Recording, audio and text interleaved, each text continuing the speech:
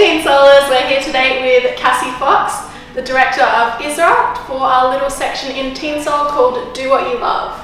So, Cassie, can you tell us a little bit about iZRA? Yes, so iZRA is an online lifestyle magazine for ages 10 plus, and we go into schools and we do workshops, and then we connect students with our online social media and our website that kind of gets them connected with our message and our brand. Yeah, so you think that focuses more towards the younger demographic with like all the online stuff? Yes, yep. Definitely. Okay, cool. So what inspired you to start this movement, and what do you guys aim to do with youth community? Yeah, so when I was in year 12, my family moved from Kalgoorlie to Mandurah. Oh wow, big move. Yeah, term 2. So I started term 2 of year 12 in a new school. And I went from the top of all my classes, lots of friends, you know, I'd grown up there. Sucks. And suddenly I had no friends. I started failing every subject, and I spent a few lunchtimes in the toilet by myself. And it was the end of the world for me. Like, I couldn't imagine things getting better. I couldn't imagine that I would ever be okay again. Like, I just thought, I'm forever gonna have no friends, I'm not gonna get to go to uni, I'm not gonna get to do anything. And I guess I hit a really low point. And I just thought no one was ever gonna want to be friends with me again. And so I obviously came out of that alright, you know. I had to ask for help, and I ended up making it to uni and doing well and all of that. But years later, I just knew that I wanted to kind of start a community that, we might not be able to get around everybody in person, but there's a lot of stuff that people go through, and if we're able to create a bit of an online community where just so people know, hey, I'm not the only one who feels like this, I'm not the only one who's gone, things can't get better, I need an escape, then if we can kind of have a place that shows them that, then that's what we want to be. That's cool. Yeah. And it's really great that like from year 12 you've just decided that this is what I want to do. Yeah. Well, the community that you want to make, build. Yeah, well I just have to, there are so many great organisations out there, and I just knew that we had to be a part of. You wanted to add to the great organisations. Yeah, definitely. So what kind of work has iZRA done with schools? Yeah, so when we started in March, what we've been doing is school presentations, so they're quite interactive, and we in the last 9 months we've spoken to about 3,000 students, which is wow, that's a lot of people. It's very early days, but it's really exciting. So we go in and we talk about the fact that we all want to live a happy and a confident life, and we all want big things for our future. Yeah, but so often we let small things kind of make them grow in our lives, like small habits or laziness or all of that, and if we don't deal with them now, then they become much bigger. They don't just go away when we grow up. And so we talk about, the way that you talk to yourself, the kind of the dialogue that goes on in your head, the way that you treat others, in talking about, if you bully people now, it doesn't just go away when you grow up if you let that be your default of how you deal with your insecurities. So if you don't want to be a bully when you're older and have no friends, don't be a bully now. You've got to make the change now. Yeah. And then we talk about the way that you let other people treat you, and kind of having boundaries in that sense. So they have been the main presentations that we've done so far. And we've done those from year 7 to 12. Okay. And then this year we're also including our creative vocational workshops. So I'm really excited about them. We'll be doing like DJ workshops, videography workshops, social media and blogging workshops, and then like entrepreneurial workshops, how to start a business, how to write a resume, all that kind of stuff. That's so helpful. Yeah, so it's really exciting. So we've got we'll have a DJ come in and talk about how he turned something that he loved as a hobby into a job, and he actually gets paid for it. And so, he'll talk about, some of the different courses he might have done, some of the really hard work and long nights that he put in to become good at what he does. And then kind of talk about some of the skills that he's picked up that have been important, like how important it is that he's on time. And punctuality. and that he respects his clients and treats them well, and all these kind of little things that we think are just really stupid that take for granted. They're actually what get us somewhere. And yeah, so really excited about what those are going to look like, and we've got our first pilot project booked in for this year.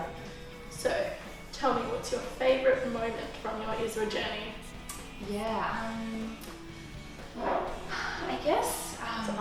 Just we get a bit of feedback online from our presentations. Like, so often people will go home and they'll talk to us on our Instagram or send in stuff, and they're like, oh, I thought I was the only one who felt like this. It's so cool, and that's always awesome. But one time after a presentation, because I'm quite honest in the presentation, and I talk about how when I was in high school I didn't talk to myself well. I would I think a lot of people can relate to that as well. It was a massive problem, and I talk about how, because I hadn't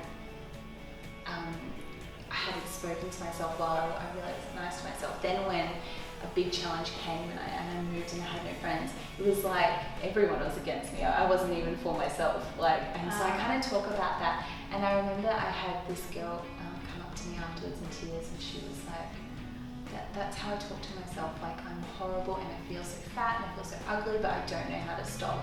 And I was kind of able to talk to her about some of the techniques that I've used in kind of becoming your own cheerleader, like actually being nice to yourself and setting yourself up to win. Yeah, it starts with controlling your thought life and what you think and what you let yourself say to yourself. And so I just kind of got to sit for 15 minutes after the presentation and talk to her, and she emailed afterwards and she was like, I've been starting to do what you're saying, and it's starting to make a difference. And if she just starts to change her life a little bit, then that's job done. Like that's awesome. The fact that you're making a difference in just one kid's life is really, really just awesome. If one person learns from my mistakes, then that's worth it. That's great. So that was probably one of the highlights so far. So I'm really, really interested in your Not Okay blog section. Can you tell me why this was an important component to your iZRA website? Yeah, so I think that a lot of times when we go through things as a teenager and we feel all those feelings, we can think that we're the only one who's going through them. Like I remember when, as I talked about, I kind of hit that low point in year 12 when I had no friends, and I remember thinking, well, this is never going to be okay, I'm never going to be alright, and no one understands how I feel. Like I just felt like no one got it, and that was very dramatic, I'm aware, but it happens to everyone. And I wanted to kind of talk about things that we all go through, and I think that by talking about them and saying, other people go through it too, other people struggle with anxiety, other people just have really bad days, and sometimes they happen more often than they should, then if you know that you're not the only one who feels that way and the only one who has felt that way, then I think that's really encouraging to know that you can get through it. Yeah. If you can know that, hey, they've struggled with anxiety and they freak out about things, but they're able to get here, and so I'm able to deal with this. I'm able, whether it's just managing it or whether it's actually kind of conquering it, or I think that it's really important to know that you're not the only one. And actually just talk about them. Would there be any advice that you give as an entrepreneur yourself to teenagers that have ideas and they're just itching to get them out? Do something with it. What's your advice? Okay, I've thought a bit about this because I feel like I've learned a lot in the last 10 months since starting 10 or so months. So I'd say there are two things, two bits of advice I'd give. The first one is be really careful about the environment that you bring your idea into, because you might have the best idea with the best gap in the market and the best marketing of it and all of that, but if your internal environment is terrible, if you are constantly doubting yourself and telling yourself that you're not good enough or that you're stupid, or which sounds really petty, but that's what I was doing. I was going, you'll never do this, I'm not good enough, it's really embarrassing, people are going to think I'm stupid, and that makes it really hard. It makes, you kind of have to work up a lot of courage to do everything, and it just gets really draining. And so even though when I started it, that's kind of how I was talking to myself. Even though we were getting some traction, I got to the point where I was like, I'm so tired. Like, it's an uphill battle and it shouldn't have been that hard. Like, I've had to learn a lot about how I talk to myself in my internal environment, but then it's also important that you're surrounding yourself with people who are going to be encouraging of your idea, or even just people doing stuff. Like, whether they think it's a good idea or not, you need to surround yourself with people who are all about ideas and all about stepping out and taking risk and trying things. So piggybacking off the idea. It's not like dragging you down, but they're trying to build you up. Yeah, and not not everybody in your world is going to be supportive. Like, your family might not get it, your friends might not get it, but you need to make sure that you are spending time with people who are supportive and who are like, yeah, great. If you fail, that's all right. We'll still be your friend and you can try something else. Like, you need to have people like that. So you're like, I think you need to be, if you have this little seed of an idea, you need to make sure that your internal and external environment is going to be supportive of that, so that has the best chance to grow and do something with it. And then my second piece of advice would be to leave your pride at the door, because when you have an idea and you go, oh, this is cool, and this is how I'm going to start it, and this is how people are going to respond to it, you're making so many assumptions about the market, about what people want, how they're going to want it, in what form they're going to want it, if they're going to want to pay for it. It's all, you're just assuming so many things. Things change as well. Yeah. And so when you really need to start with this smaller product and be like, okay, this is what I think is going to work.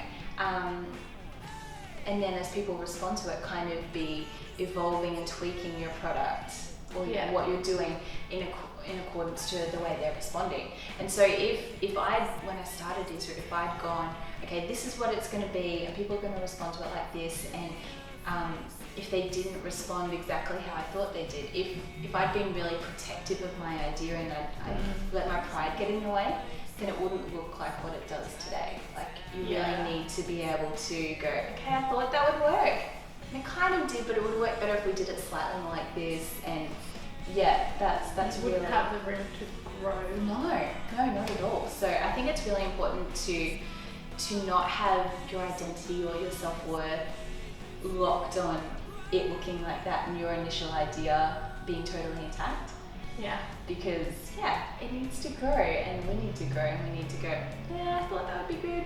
This will be better. That's really, really awesome. I'm sure you've helped our readers and just anyone else who stumbled upon this video, hopefully. We'd love your feedback, guys, and go head over to Cassie's website called iZRA, but the website is www.izra.com.au. So head over there, check it out, and you will find a lot of stuff that I can tell you're definitely going to like. Okay, signing off from Teensoul. Bye!